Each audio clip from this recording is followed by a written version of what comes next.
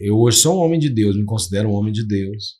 E se for olhar pelo antes meu, é melhor pegar o de agora. Com certeza, né, meu irmão? Eu quero saber, qual que é o melhor mar de antes ou de agora?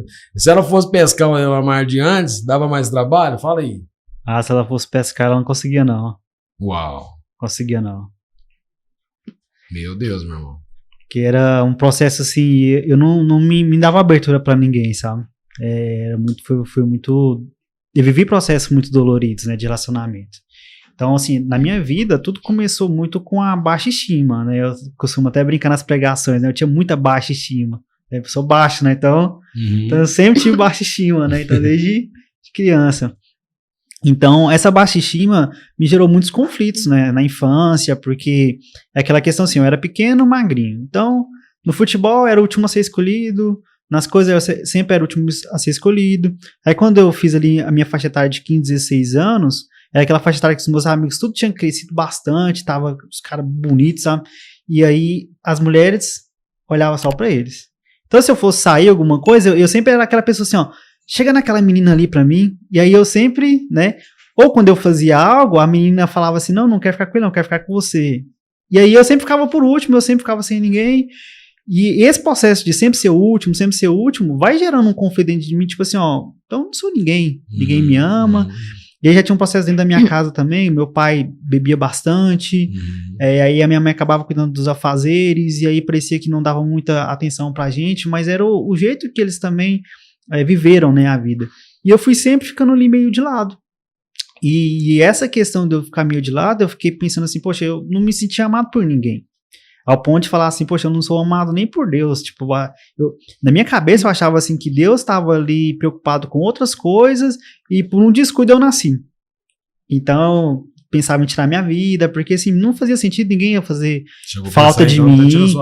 Tentei, inclusive, porque na verdade eu achava que ninguém se importava comigo e se eu fosse, tava tudo certo, porque não ia fazer falta pra ninguém. Né? Nossa, forte. E me doía muito, porque assim, numa das tentativas mesmo, eu pensei assim, poxa, o que vão escrever na minha lápis? Porque eu nunca fiz nada de bom pra ninguém, sabe? E isso me doía muito. Até que eu não consegui, e eu tive um encontro com Jesus num retiro, né, de jovens mesmo, né, exemplificando mesmo.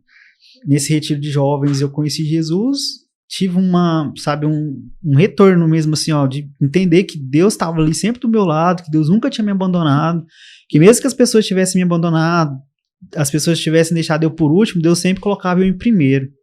E isso assim, falei assim, cara, agora eu entendi, né? Eu entendi que... E aí foi engraçado porque nesse encontro foi onde eu conheci o Fernando, tipo em 2011 ali, meados de 2011 para 2012.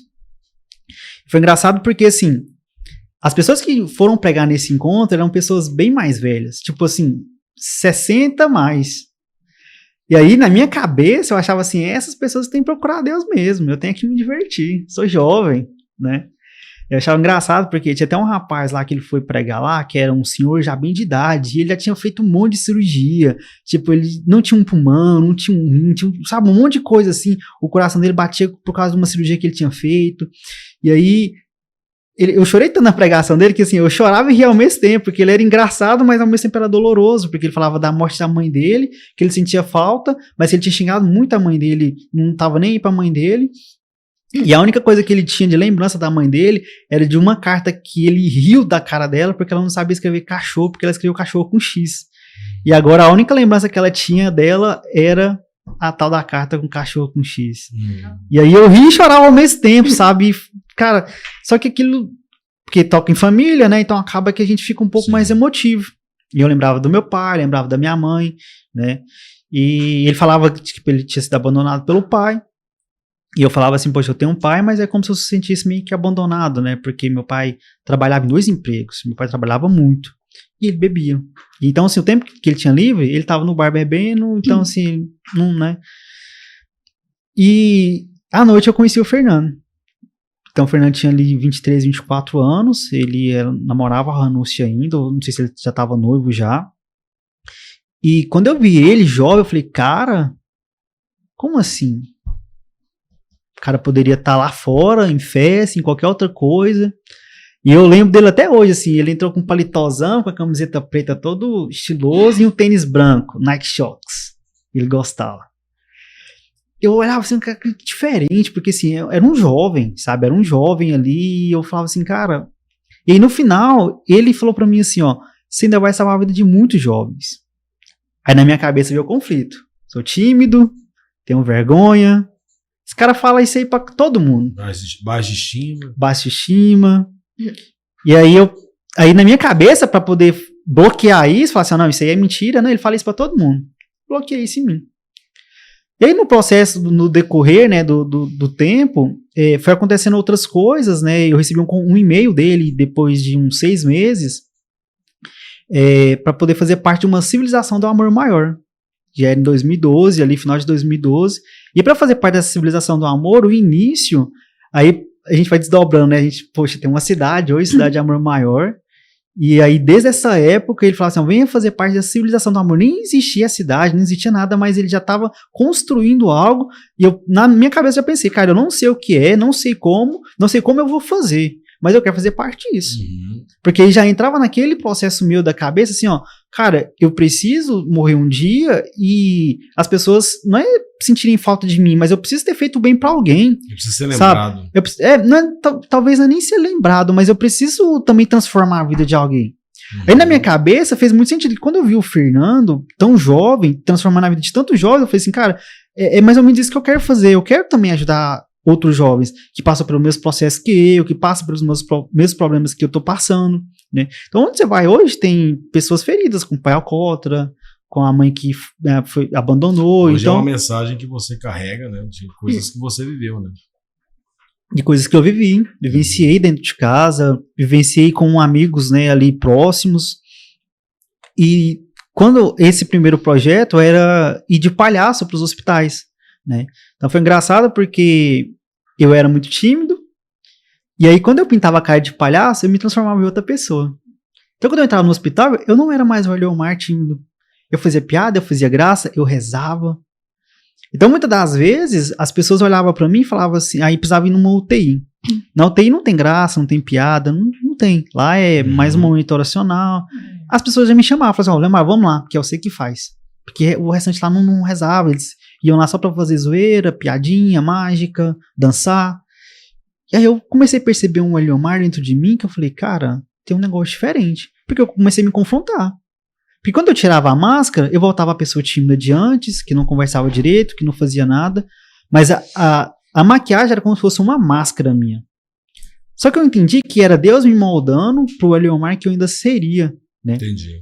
E aí, pulando esse processo, eu comecei a pregar, comecei a fazer um monte de coisa, participei do Anjo das Ruas também, que foi um outro projeto social. Então, os projetos sociais em si, então eu comecei a levar comida para morador de rua, que também era um projeto do Fernando, que ele criou. Comecei nos hospitais, então esses projetos me formou o meu caráter em questão de tirar a minha timidez. Deus trabalhou isso em mim para que eu começasse a pregar e fazer outras coisas bem maiores que eu nunca imaginei fazer. Né? Olha só, e em vários lugares do Brasil, assim, eu já fui em vários lugares do Brasil pregar e eu nunca imaginei isso na minha vida, né? Então, assim, nasci numa família humilde que nunca, não teria condições, né, de me bancar. E aí eu lembro que em 2013, que eu estava nesse processo de caminhada, eu consegui uma viagem para o Rio de Janeiro. Então imagina, um cara humilde que nunca tinha andado de avião, nunca tinha conhecido o mar. Eu ia andar de avião, eu ia conhecer o mar, e eu vi o Papa a 2 metros de distância, assim, ó, passando por mim, assim, ó. Foi quando o Papa Francisco, né, teve Jornada da Juventude. E quando eu vi aquele tanto de jovem, gente, mais de 3 milhões de jovens no Rio de Janeiro, do mundo inteiro, eu conheci gente do mundo inteiro. Japonês, chinês, um monte de gente. Eu olhava pra eles e falava assim, cara, não é possível. Então eu olhava uns jovens assim, eu falava assim, cara, é esse que eu quero pra minha vida. Então, a palavra da Jornada Mundial da Juventude era assim, ó, ide pelo mundo e fazei discípulos.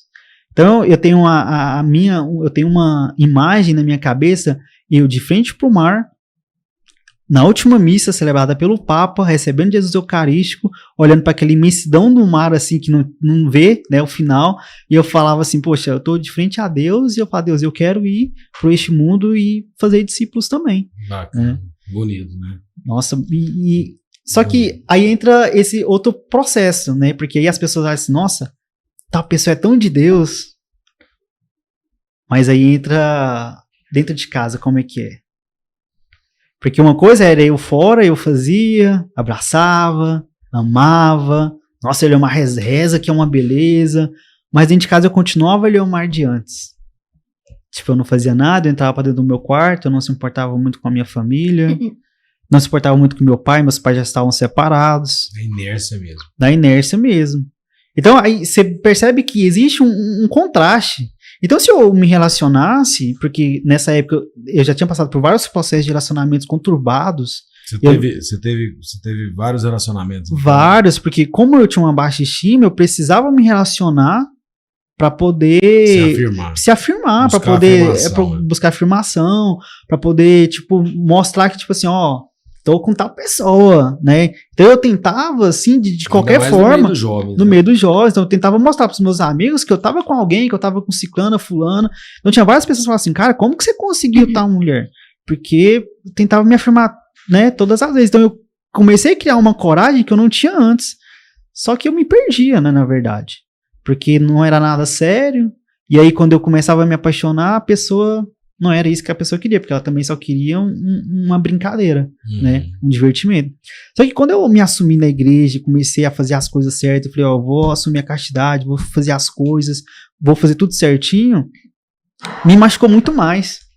Porque aí eu pensei assim, vou conhecer uma mulher da igreja, uma mulher que vai ser dedicada, e aí conheci uma, namorei, 3 meses, a pessoa me traiu, fez um monte de processo. Então eu machuquei muito mais quando eu tava lá fora, no mundo, conhecendo pessoas de fora.